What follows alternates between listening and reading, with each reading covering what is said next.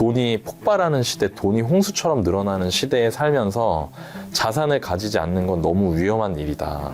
가만히 있으면 더 빨리 가난해지고 조금만 노력하면 더 빨리 돈을 벌 수 있는 시대가 된 것 같아요. 그러면 지금 시점에 후배님들한테 조언해드리고 싶은 거는 반드시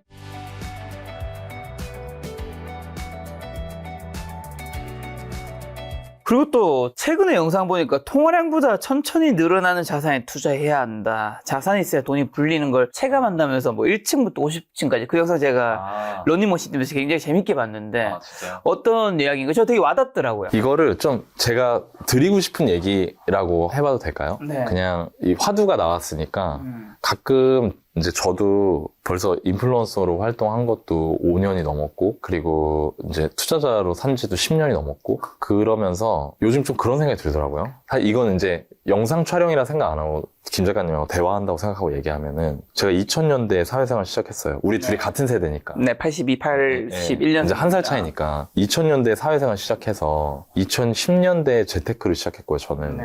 지금 2020년대를 살고 있어요. 2000년대에는 우리 요즘에 막 그런 사람들 인터넷에서 그런 얘기 하잖아요. 그 댓글로 낭만 있다고. 낭만 있었죠. 김 작가님 2000년대 낭만 있었어요? 저는 있었어요. 저 있었어요. 되게 낭만적이었어, 그때. 그리고 저는 그때 보험회사 취업해가지고 넥타이 부대 막내였어요. 아마 2000년대 후반에 그래서 취업하셨겠죠. 2007년에. 네, 그때 2007년에 취업해서 회식 가고 끝나면. 회식 가면 술 강제로 먹이고. 막 강제 먹이고, 뭐, 강제 바가지 먹일 때도 맞아, 있고, 맞아. 취업, 이제 신입사원. 신입사원 때 막 노래 시키고. 막 이랬던 시기였잖아요. 저는 그런 거 되게 그때는 너무 힘들었는데 지금 생각해보면 좀 웃음이 나오기도 하고 재밌기도 했고 그리고 그때 진짜 넥타이맨 막내였어요, 제가. 그러니까 쉽게 요즘 넥타이맨 회사가 어딨어. 근데 그때 넥타이 메고 다닐 때였는데 그때를 사람들이 돈을 어떻게 봤을까를 제가 한번 생각해 본 적이 있어요. 저를 제 삶을 돌아보면서 돈 얘기하면 안 되는 시기였더라고 그때. 그렇죠. 그때 뭐 내가 뭐 어디 사는지 이런 것도 얘기 안 하는 시대였고 직장 동료들끼리 돈보다는 의리나 막 그런 개인보다는 조직 막 이런 게 그런 강했죠. 꽤 강한 시기였던 것 같아요. 그랬던 마지막 시기. 그래서 저도 돈에 대해서 관심이 없었고 그냥 회사 집 하면서 성실히 회사에서 일 배우고 이랬던 시기였고 그러다 2008년도 금융위기 터지고 선배들 이제 줄줄이 잘려나가는 거 제 두 눈으로 보고 2010년대 정도 되니까 사람들이 이제 돈을 터부시하면 안 되겠다는 인식을 가지더라고요. 이거 돈이 되게 중요한 거다. 그렇죠. 네, 그리고 돈 중요하게 돈 쫓는 사람 욕하면 안 된다. 라는 분위기가 그때부터 생겼던 것 같아요. 맞아. 그리고 그때 제가 투자를 했는데 제가 투자해서 잘 됐는데 저는 처음에는 제가 투자를 되게 잘해서 잘 된 줄 알았어요. 제가. 근데 지금 요즘에 와서 보니까 그때 시기가 어땠냐면은 보세요. 물가, 저물가. 2010년대. 그리고 급여는 우리나라 기업들이 되게 잘 했어가지고 급여 많이 올려줬었어, 그때. 그리고 서울 부동산이 역대급 저평가였어요. 그러니까 뭐 어떠냐면은 소득은 꾸준히 물가보다 더 올라가고 물가는 되게 안정돼 있고 금리도 별로 비싸지 않아서 금융비용도 많이 안 들고 자산은 저평가돼 있었어요. 지금 와서 돌이켜보니까. 그때 제가 투자를 한 거예요. 제가 운이 좋은 거죠. 그렇게밖에 결론이 안 나더라고요. 제가 보기에. 나는 운이 진짜 좋았고. 노력도 했지만 시대적인 운도 시대적 운이 좋았어요. 타이밍이라 이건 부정할 수 없는 거예요. 그리고 그런 생각이 들어요. 제가 임장할 때 가끔 그런 느낌 들 때가 있거든요. 분당이 1990년대 지었잖아요. 근데 분당이 진짜 잘 지은 거 알아요? 근데 그거가 1990년대 입주라 1980년대에 우리나라 공무원분들이 막 일본 같은 데 견학 가가지고 그 무시당하면서 배워와갖고 막 도면 같은 거 몰래 기억해놨다 그려가지고 갖고 와갖고 설계해서 지은 신도시예요. 저는 이제 예전에 삼성 다녔으니까 삼성전자 그 선배들이 일본 가서 엄청 무시당하면서 배워와가지고 그거 만들었는데 그게 지금 우리나라 사람들 주식시장에서 지금도 호주머니 불려주잖아요. 그러니까 그런 거 보면서 무슨 생각했냐면은 내가 만약에 1981년에 대한민국 서울이 아니고 소말리아나 캄보디아에서 태어났으면 내가 이렇게 잘 될 수 있었을까?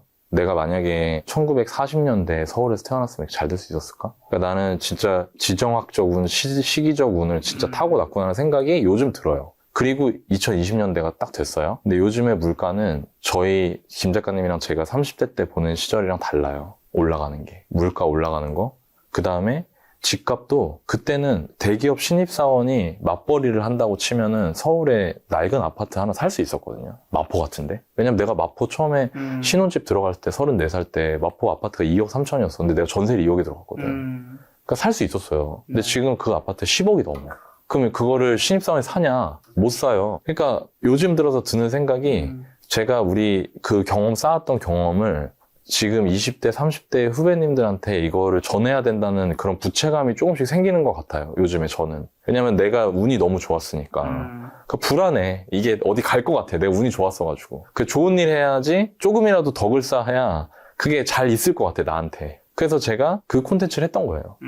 그게 후배들한테 가장 해주고 싶었던 얘기였는데 뭐냐면 돈으로부터 가까워지라는 거예요. 핵심 메시지가. 그럼 돈으로부터 가까워진다는 의미는 보세요. 아까 제가 부동산 시장도 유동성이라고 얘기했잖아요. 돈이라는 게 예를 들어서 정부와 중앙은행이 돈을 찍어서 풀어요. 그러면 그게 풀리면 그 동시에 시장에 팡 풀리냐? 그렇지 않잖아요. 그렇죠. 그럼 그 순서가 있단 말이에요. 그러면 그 돈을 풀 때 어떻게 되냐면 예를 들어 저희 정부가 국채 발행을 하면 네. 그 시중은행이 그 국채 사면서 돈이 풀려요. 그러면은 그 돈이 풀리는 사실을 누가 제일 먼저 아냐면 정부 관료, 엘리트, 정치인 이런 사람들이 먼저 알잖아요. 그 사람들은 그 풀리는 돈의 효과를 알고 있기 때문에 그걸 가지고 뭐 하냐면 그 돈이 갈 때를 선점하죠. 그 자산이에요. 자산을 산다는 거죠. 네. 근데 일반 사람들은 그걸 아냐? 몰라요. 회사 가고 일하고 퇴근하고 애 보고 자고 그 일상 계속 힘들게 열심히 성실하게 사는데 그걸 모르는 거예요. 네. 그럼 그걸 언제 아냐면 집주인이 전세금 올려달라고 할 때 아는 거예요. 집주인이 월세 올려달라고 할 때 아는 거예요.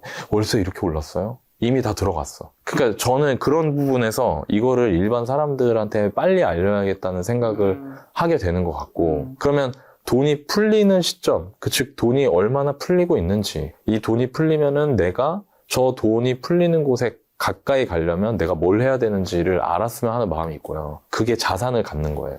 그러면 일반 사람들이 자산을 갖는다고 했을 때 현실적으로 책에 나오는 얘기 말고 언제 사람들이 처음 자산을 가질까? 전 내 집 마련할 때라고 생각해요. 물론 주식이나 저는 코인 같은 것도 나쁜 투자라고 생각 안 하거든요. 근데 중요한 거는 왜 주식과 코인의 성공률이 내 집 마련해서 성공한 사람들보다 낮을까? 그걸 저는 옛날에 이해를 못했어요, 솔직히. 왜냐면은 제가 주식이나 코인 같은 거 안 해봤었으니까. 근데 제가 해보니까 알겠더라고요. 황금성이 너무 빨라서? 맞아요. 팔기가 너무 쉬워. 그러니까 내가 이 주식이나 코인 같은 거 내가 투자한 투자 대상에 대한 이해가 안 돼 있는 상태면 네. 쉽게 말해서 팔랑귀가 되게 돼 있거든요. 예를 들어서 내가 이걸 이해하고 산 게 아니야. 아, 지금 삼성전자 반도체 사이클상 오히려 지금이 고점이니까 지금 매도 고민해야 된다. 아니면 지금 저점이니까 지금 매수 고민해야 되고 사이클 회복되고 있다. 네. 반도체 시장 수요 회복되니까 삼성전자 실적 개선되고 그럼 주가 올라갈 거야. 뭔가 이런 자기만의 로직이나 확신이 있는 상태에서 투자를 했으면 신문에서 기자들이 뭐라고 떠들든 내 주변에서 같이 투자한 뭐 옆자리 옆부서 차장님이 뭐라고 떠들든 그냥 얘 잘 몰라요. 저도 그냥 들고 있으려 이게 되는데 그게 안 되니까 사람들이 저 9층에 있어요. 10층에 있어요. 이러면서 괴로워하는 거예요. 그러면서 돈 잃는 게 너무 안타까운 거예요. 나는. 그게 힘들게 번 돈인데. 그러면은 왜 그럴까 제가 연구를 해보다가 제가 해보니까 내가 해보니까 알겠어. 팔기가 너무 쉬워. 이거 그냥 던지면 그만이야. 근데 부동산은 내 집 마련의 차이가 뭐냐면요. 내 집 마련은 팔기가 어렵고요. 또 하나는 주식이나 코인과는 다르게 사용 가치를 갖고 있어요. 그렇죠. 그러니까 이게 죽이 되든 밥이 되든 내가 여기서 거주를 하는 거예요. 한번 마련을 해놓으면. 그러면 그 상태에서 시간을 보내면서 거기서 시간이 지났을 때 결국에 유동성, 통화량은 계속 늘어나니까 집값이 올라가게 되잖아요. 네. 회복이 되면서. 그러니까 그런 얘기를 해드리고 싶었던 거죠. 후배분들한테. 그러니까 당신이 지금처럼 돈이 폭발하는 시대, 돈이 홍수처럼 늘어나는 시대에 살면서 자산을 가지지 않는 건 너무 위험한 일이다. 그리고 지금 시기는 내가 20대, 30대를 보낸 시기보다 통화량이 늘어나고 그 통화량으로 인해서 자산 가격의 변동성이 커지는 훨씬 더 빨라진 시대고 이걸 해석하면 가만히 있으면 더 빨리 가난해지고 조금만 노력하면 더 빨리 돈을 벌 수 있는 시대가 된 것 같아요. 2010년대보다. 그러면 지금 시점에 후배님들한테 조언해드리고 싶은 거는 반드시 자산을 가져라. 그리고 그게 주식이든 코인이든 제가 부동산 했다고 부동산만 하라는 게 아니라 주식이든 코인이든 부동산이든 다 괜찮은데 내가 오랫동안 봐오니 내 집 마련을 하신 분들이 5년 뒤, 10년 뒤에 가장 일반적인 사람들, 특출난 사람들 말고 일반적인 사람들은 5년 뒤, 10년 뒤에 가장 효율이 있게 재산을 불려왔더라. 주식 투자하시고 코인 투자하셔도 되는데 내 집 마련 하나 잘 해두시고 그리고 나서 그거 하셔도 괜찮을 것 같다라는 말씀을 좀 드리고 싶었던 것 같아요. 말씀하시기 되게 공감 가는 게 황금성 측면에서 사실 부동산은 시간이 오래 걸린 것도 있지만 비용도 많이 들잖아요. 주식과 코인과는 다르게 뭐 이사도 해야 되는 거고 이사비, 복비 뭐 어쨌든 하려면 결정하는데 몇백씩 그냥 나가니까 그 양도세는 뭐 이런 것도 있을 거고 그리고 또 한 가지 저는 드는 생각 방금 말씀하신 사용가치 너무 당연한 건데 주식에 작년에 주식으로 1월 달부터 11월 달에 주식으로 번 사람의 비율과 돈을 잃은 사람의 비율이 있더라고요. NH 투자증권에서 나왔나? 그 데이터가 번 사람이 그 좋은 장에서 67% 정도 돼요. 나 깜짝 놀랐어요. 그리고 잃은 사람이 이제 인버스 투자한 사람도 있을 테니까 아니면 종목이 잘못했거나 아니면 잦은 매매 33% 정도 되는데 거기서 저는 또 놀랬던 거는 근데 수익금이 또 너무 작은 거예요. 버신 분들 평균이 한 6, 7배인가? 하여튼 1000이 안 됐어요. 9배. 좀 거기서 놀랬는데 또 그 다음에 누가 딱 해준 데서 부동산이 좀 더 돈을 더 벌 수 있다 생각한 게 다른 대표님이 근데 6, 700이 작지 않을 수 있는 게 6, 7, 900이 우리나라 개인들의 주식 투자하는 금액 자체가 대부분 5천만 원 미만이다. 그렇기 때문에 뭐 900이든 1000이든 이게 20%뭐 이렇게 될 수 있는 거니까 어떤 분이 2천만 투자해서 뭐 1000만 벌면 50%인 거니까. 그런데 저는 여기서 드는 생각이 어쨌든 이제 덩어리가 크죠. 덩어리가 크다. 그러니까 결국에는 어쨌든 투자 비중이 커야지 내가 올랐을 때 큰 돈을 버는 건데 주식이나 코인은 우리나라 자산이 보통 70%가 부동산이라고 하는데 자기 자산의 70%를 주식 코인에 넣는 사람은 없죠. 거의 없단 말이죠. 어렵죠. 그러면 잠을 못 자니까. 근데 부동산에는 70%를 넣고 거기에 사용 가치도 있다 보니까 그게 올랐을 때 곱하기가 되게 커져서. 너무 공감돼요.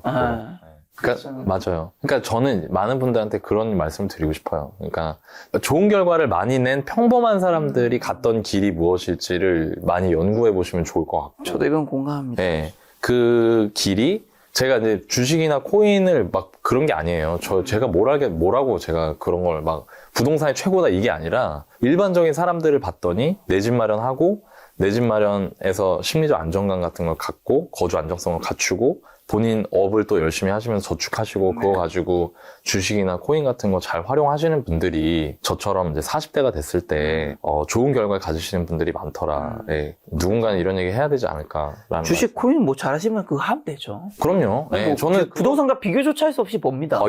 이게 그리고 복리가 되면은 돼요. 근데 이제 일반 분들은 소액을 굴리고 거기서 수익이 나면은 그걸 재투자하기보다는 이제 다른 데 쓰시다 보니까 그러니까 복리가 좀 잘 안 되는 것 같아요. 네. 근데 아까 전에 이제 2000년대, 2010년대, 2020년대 뭐 예전에 낭만이 있는 시대였고 지금은 이제 돈을 알아가고 뭐 이런 돈을 터부시 않는 시대 뭐 이런 얘기 해주셔서 어쨌든 이제 너나 있는가 저도 이제 어느덧 믿기지 않지만 40대 중반이 되었습니다. 45, 46. 30대 중반 이후에 마음속 진짜 이야기하기 쉽지 않은 걸 우리 많은 분들이 공감하고 이제 실제로 현실에도 그런 것들이 경우가 되게 많은데 이게 왜 쉽지 않고 플러스로 왜 돈 공부를 해야 한다고 보세요? 사실 저는 아무 생각 없이 게스트분들이 오시면 어디서 오셨어요? 라고 물어볼 수 있잖아요. 왜냐면 여기 촬영장이니까 어디서 오든지 뭐 대표님 질문이 뭐가 있겠어요? 어디서 오셨어요? 아니면 뭐 하고 오셨냐? 어떻게 오셨었는데 어느 순간부터 제가 어디서 오셨어요? 안 묻는 게 야 이게 어느 순간부터는 뭔가 이 집 이렇게 생각하시는 분 있더라고. 이게 나의 의도는 그게 아니지만 저희 질문은 되게 저쪽에서 오셨으면 되게 멀리서 오셨겠 되게 힘드시겠구나 뭐 이런 얘기 하려는데 근데 예를 들면 입지가 그분의 기준에서 좋은 입지가 아니면 약간 좀 머쓱해하면서 이제 얘기하시는 경우도 있고 해서 이게 참 내가 사소한 것도 이런데 술자리에서 누가 집 사고 하고 누가 청약 당첨했다고 하면 누가 딱 청약 당첨했어요. 그럼 분위기가 쌓이죠. 왜냐면 서울에서 진심으로 축하하기 축하해주고 싶죠. 근데 내가 아직 집을 못 마련했다면 내가 청약에 당첨된 적이 없다면 남을 진짜 축하해준다는 게 참 쉽지가 않잖아요. 아까 말씀하신 것 같이 그런 이유들로 속마음 얘기하기가 점점 어려워지는 것 같아요. 그러니까요. 네. 끊임없이 이제 평가를 받는데 이 사람들이 서로 대화를 할 때 내가 평가받으려고 내 속마음을 얘기한 게 아니라 지금 내 상황에 대한 공감을 구하거나 아니면은 그거에 대해서 어떤 경험이나 해결책 같은 걸 원해서 얘기하는 건데 근데 그거에 대해서 평가받는 분위기가 돼버리니까 그래서 점점 더 속에 있는 얘기하기가 어려워지는 것 같고 저도 요즘에 심지어 저희 채널에서도 그럴 때 많아요. 자기 검열할 때가 생기는 거죠. 얘기하기 어려워지고 그렇게 되는 것 같고 그리고 2020년대 아까 제가 말씀드린 것처럼 2000년대는 돈보다 중요한 가치가 있던 시대였고 2010년대는 돈이 진짜 중요하구나를 알기 시작한 시대인 것 같고 2020년대는 돈이 최고인 시대가 된 것 같아요. 맞아. 부정할 수 없어요. 네, 부정할 수 없는 것 같아요. 그러니까 얼마나 많은 분들이 그런 압박을 느끼고 있을까가 느껴질 때가 있고요. 그리고 그게 이제 김 작가님이 얘기하신 그런 부분들이, 그런 현상들이 그런 반증인 거죠. 그런 거에. 근데 저는 요즘에 어떤 느낌이 드냐면은 내가 원하지 않는데 원해야만 할 것 같다는 느낌을 받는 것 같아요, 사람들. 맞아. 좀 그런 시대죠. SNS 때문에. 그러니까 뭐 내가 예를 들면은 나는 그냥 지금 예를 들어 제주도에서 산다. 그런 분들이 있었잖아요. 내 제주도에서 나 좀 슬로우 라이프를 살고 싶다. 제주도에 갔는데 제주도에서 SNS 키면은 서울 아파트에서 내 집 마련한 친구 소식이 뜨는 거예요. 맞아요. 그러면서 이제 힘들어지고 엊그저께 저희 채널에서 제가 이제 상담 콘텐츠를 하는데 상담하시던 분이 그 세종 쪽에 사시는데 남편분이 서울로 발령을 받으셔갖고 주말 부부를 하시는데 남편분이 서울 가고 나서 서울에서 그렇게 얘기를 하시겠지, 이제 오시면 주말에. 야, 서울 집값은 막 이렇게 됐다더라. 막 서울은 이렇게, 아까 그리고 이제 그 친구분도 야, 내가 대구 부산에 좋은 거 갖고 있는데 마포 이거 보니까 살짝 현타 온다. 그렇죠. 그러니까 이런 일이 생기면서 이런 생각이 드는 거예요. 내가 원래는 서울에 살 생각이 1도 없었는데 그런 얘기를 들으니까 내가 이걸 원해야만 할 것 같은 거지. 맞아. 내가 그 김 작가님 친구분도 사실 서울에 계실 이유가 없지만 이걸 보는 순간 아, 나도 서울 와야 되나? 이런 생각을 갖게 되는 거죠. 뭐 좀 더 쉽게 하면 여성분들로 치면 뭐 아니면 남성분들로 치면 뭐 고급 외제차 아니면 뭐 샤넬 원래 살 생각 나 없어도 되는데 자꾸 SNS 맞아. 올려. 그리고 올려. 친구들이 네 남자친구는 그런 거 선물 안 해줘? 하면 뭐야 받아야 되는 건가? 그런 게 이제 저는 어떤 느낌이 드냐면 왜 그런 일이 벌어지고 왜 그렇게 우리를 못 살게 구는 걸까, 그런 게 라고 생각을 해보면은 자기를 몰라서 그런 것 같아요, 사람들이. 본인을 몰라서. 가끔 저한테 그런 얘기 하시는 분들이 있거든요. 너나이는 골프 안 치냐. 절대 칠 사람이 아닌데. 전 노나이님 알기 때문에 절대 칠 수 있는 성향도 아니고 시간도 없고 그 관계도 약간 피곤하다고 느낄 수 있는. 저는 약간 근데 그래도 뭐 이러면 막 좋을 때 나가가지고 한번 네가 안 가봐서 그렇다, 가보면 진짜 좋다 막 이런 얘기 하실 수 있잖아요. 근데 저는 제일 좋은 게 혼자서 그 이어폰이나 헤드폰 끼고 헬스장 갔다가 사우나 하는 거예요. 근데 누군가가 골프를 치거나 하면 뭐 좋은 차 타고 막 어디 놀러 가고 이런 거 보면서 나도 저걸 원해야 되나라는 생각을 저는 안 했던 것 같아요. 부럽다, 나도 저런 걸 해야 되나라는 생각을 안 했던 것 같아요. 왜냐하면은 제가 이 고민을 한 적이 있어요. 그러니까 나는 어떤 사람이지? 맞아, 그 4분면 네. 뭐였죠? 성취형, 관계형, 소유형? 경험. 경험형. 그거 다 보셨네요. 봤죠. 오랜만에 나오시는데 다 뽑긴 해야 되는데 질문 만들어내겠어. 맞아, 그런 것 같아. 이거 보세요, 여러분. 이거. 질문지 빼곡합니다. 아직. 빼곡합니다. 질문 2줄 잘 가지도 않아요. 왜냐면 2줄이면 질문 1개 있고 2개 해야 되고. 그게 한 개밖에 못하니까. 그러니까 한 줄당 1개. 질문 지금 한 70개, 80개 돼요. 저도 그런 적이 있거든요. 저도 제가 뭘 원하는지 모르겠다는 생각도 들고 이상하게 투자해서 운이 좋아가지고 결과가 잘 나와도 막 더 아쉽고 내가 저 때 이걸 말고 저걸 샀어야 되는데 이런 생각을 자꾸 하고 있고 저도 그랬어요. 그러니까 이게 어느 순간 그 생각이 드는 거예요. 이게 끝이 없는 건가? 맞아, 끝이 없는 게임. 그런 생각이 들더라고요. 그래갖고 제가 한번 그런 고민이 들어서 책을 보다가 그 책 제목이 인생 설계자라는 책인데 그 책을 보니까 거기에 딱 나와요. 네가 인생에서 추구해야 할 방향을 정하는 방법. 그게 이제 4분면을 이런 종이에다가 여기에다가 이렇게 4개를 이렇게 지형, 관계형, 소유형, 경험형. 성취, 경험, 관계, 소유 이렇게 쓰는 거예요. 이렇게 보이실라나 모르겠네. 이렇게. 저렇게 4분면을 그려가지고 이 종이를 이렇게 딱 책상에 놔두고요. 급하게 하지 마시고 책상에다 한 달 올려놓는 거예요. 그 다음에 지나가다가 이거 보고 내 지난 한 5년, 10년 동안 내가 진짜 행복하다고 느꼈던 성취를 한번 적어보는 거고요. 또 다음날 내가 진짜 행복했던 경험, 순간을 적어보고 내가 진짜 행복했던 어떤 관계들, 내가 소중하다고 느꼈던 관계, 그 관계로 인해 행복을 느꼈던 사건 이런 걸 적고 내가 뭔가를 갖게 됐을 때 행복했던 걸 적는 거예요. 이거를 한 달 동안 생각나는 대로 계속 적잖아요. 쌓이는 것들이 있겠죠. 쌓이는 게 있어요. 근데 이게 얘들 중에 1, 2, 3, 4등이 나와요. 저는 근데 너나이님이 그 영상 보니까 관계형 나왔더라고요. 저는 압도적 관계형이었어요. 저는 관계형 반, 성취형 반일 거라 생각했거든요. 그러니까 성취랑 이 소유랑 뭔가 이게 좀 다르잖아요. 내가 뭐 재산 100억 50억 돼야 돼. 이거랑 성취는 좀 다른 느낌이잖아. 네, 그렇죠. 근데 성취가 별로 없었나요? 저는 최근 10년을 했거든요. 근데 초반 5년에 있었던 일들은 성취가 많았고요. 최근으로 올수록 관계가 많아졌어요. 그거는 근데 이렇게 볼 수 있는 거 아니에요? 저에 대해서 이해했어요. 그래서. 예, 예. 그건 근데 저도 그 영상 보면서 너네님은 원래도 알니까 공감은 됐는데 초반 5년 동안에 성취가 더 많았다 했잖아요. 네. 성취를 많이 했잖아. 그렇죠. 그리고 지금 최근에는 관계가 성취보다 중요하다기보다는 성취를 했기 때문에 그 다음인 이제 관계를 추구하고 있는 게 아닐까. 왜냐면 맞아요. 만약에 지금 성취가 없어. 예, 예. 그러면 이제 관계 1순위가 될 것인가. 그런 생각을 한번 해봤어요. 저는 근데 그 성취가 관계를 튼튼하게 하기 위한 성취들이에요, 대부분. 그러니까 저도 그런 고민을 했는데, 그러니까 이런 거예요. 제가 예를 들어서 저하고 같이 일하시는 분들, 그 다음에 저를 찾아와서 저랑 같이 이제 공부해서 내 집 마련하려고 하는 분들, 이런 분들을 다 관계로 생각해요. 그러면 이분들한테, 그리고 솔직히 오늘도 김 작가님과의 관계도 있지만, 이 영상을 어쨌든 봐주고 계신 시청자분들하고도 관계가 있다고 생각해요, 저는. 그렇죠. 그러면 이분들한테 뭔가를 드려야 되는 거예요. 잘해야 되는 거죠. 이 관계를 잘 구축하려면. 그럼 잘하려면 어떻게 해야 되냐면 제가 공부를 해야 돼요. 그렇죠. 인터뷰 준비도 해야 되고. 인터뷰 준비하다 보니까 제가 그동안 시장을 보면서 생각하고 정리했던 거가 한 번 더 정리가 되는 거잖아요. 그러면서 거기에 성취가 따라와요. 그러니까 이게 네 개가 독립적인 게 아니고 다 연결되어 있다. 다 연결돼 있어요. 내가 뭔가를 하려고, 그러니까 예를 들어서 관계를 유지하기 위해서 뭐 물건을 사야 될 때도 있어요. 그렇죠. 그러니까 유지라기보다 그걸 풍성하게 하기 위해서. 그렇죠.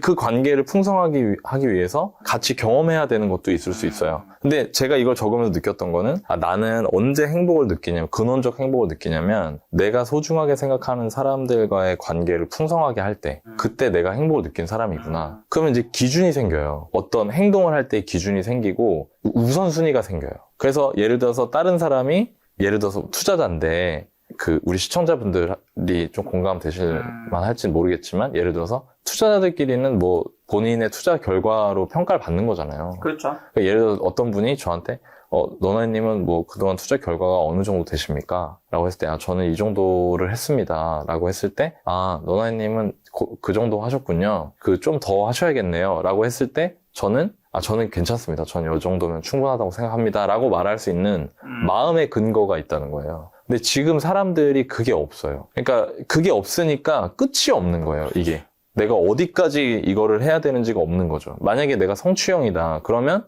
예를 들어 반대로 너는 왜 그렇게 막 뭐 집에도 안 들어가고 막 맨날 일만 하고 휴가도 안 가고 뭐하냐, 너는 왜 취미도 없고 그렇게 인생 살면 나중에 후회한다라고 했을 때 그 사람은 얘기할 수가 있는 거예요. 나는 이걸 성취하는 것 자체가 내 인생의 행복을 추구하는 행위다. 각자 다 다르니까. 근데 지금 어떠냐면 사람마다 다른 행복을 추구하는 그 다양성이 전혀 인정되지 않는 것 같아요. 돈으로 다 결론이지. 네. 근데 그러다 보니까 너무 안쓰럽고 너무 그 앞에서 힘들어하는 모습을 볼 때마다 맞아. 좀 속상한 게 있는 것 같아요.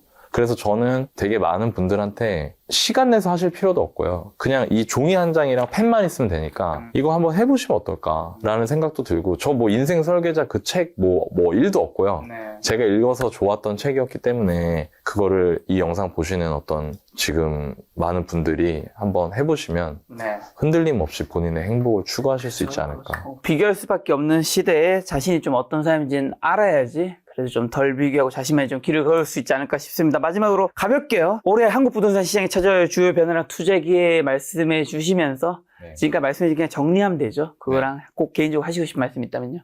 저는 그래도 서울 수도권 중에서도 위치적 강점을 가지고 있는 지역들은 그 양극화의 대상에서 제외되는 게 맞다고 생각하고요. 그렇게 판단하시는 게 맞다고 저는 생각합니다. 제 개인적 견해는. 그리고 내 집 마련이 이미 끝난 게 아니고 이제부터 시작인 지역들도 그렇기 때문에 저는 많을 거라고 생각하고, 내 집 마련을 고민하시는 분들은 어떤 시기적인 고민보다는 아까 제가 말씀드린 것처럼 괜찮은 거라면 내가 필요할 때 내 집 마련 하시되, 혹시나 모르는 그 하락기에 대비해서 너무 무리하지 않은 내 집 마련을 지향하셔야 되는 시점이라고 생각을 합니다. 그래서 오늘 제가 말씀드린 뭐 어떤 지역적 특징이나 제가 지역의 변화를 예측할 때 쓰는 그런 제 경험들이나 이런 것들이 여러분들 내 집 마련 하시는데 꼭 도움이 됐으면 좋겠고요. 그리고 좀 주제 넘은 얘기일 수도 있는데 꼭 자산을 가셨으면 좋겠어요. 꼭 자산을 가셨으면 좋겠고, 제가 체감하기로 제가 20대, 30대를 보내던 시절보다 훨씬 더 돈의 값어치가 빠르게 떨어지고 있다는 생각이 들고요.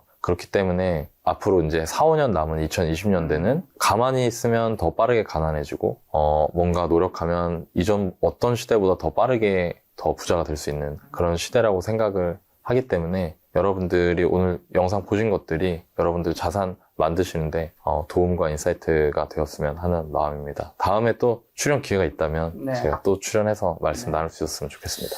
그동안 다른 채널에서 볼 수 없었기 때문에 너나이님이 보고 싶었던 분들 이 영상 통해서 많은 갈증을 좀 채울 수 있지 않을까 싶습니다.